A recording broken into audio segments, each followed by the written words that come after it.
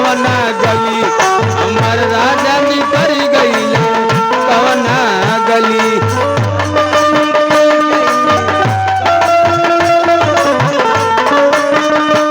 कवना गली मोर राजा निकर गईले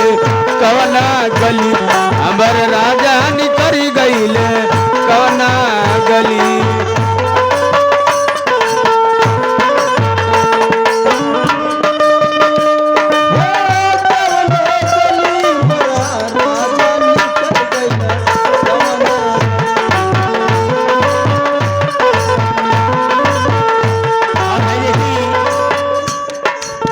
इकबाल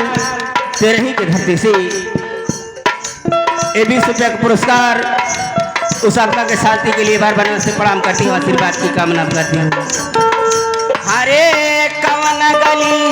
हो कवना गली हमारी राजा निकल गई हमर राजा निकर गईले कवना गली हमर राजा निकर गईले कवना गली गली हो कवना गली कवना गली हो कवना गली मोर राजा निकर गईले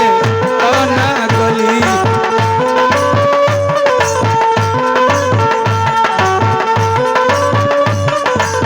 ए सखी सुना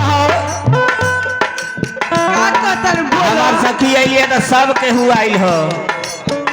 हमने के बेर लगा था कि पैसा और आ गई काल हलो उनको ज्यादा कुछ गट्टा में ठकाई काम देना पैसा दे के जो होती है लोग सवेरे का किराया भाड़ा के काम करी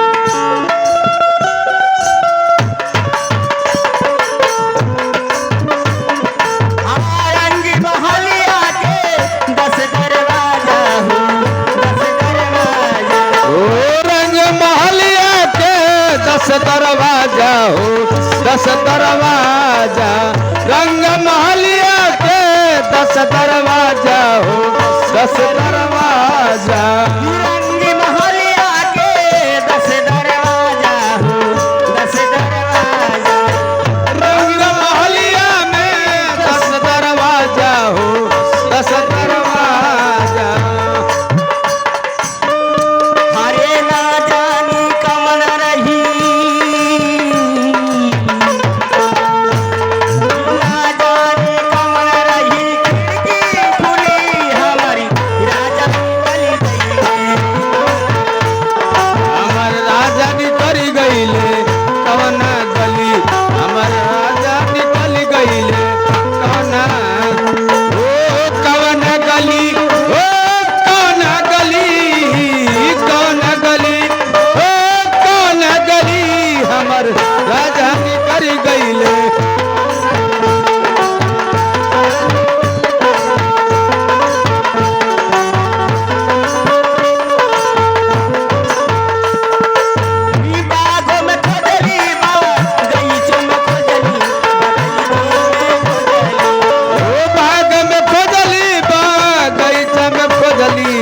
बगीचा में खोजली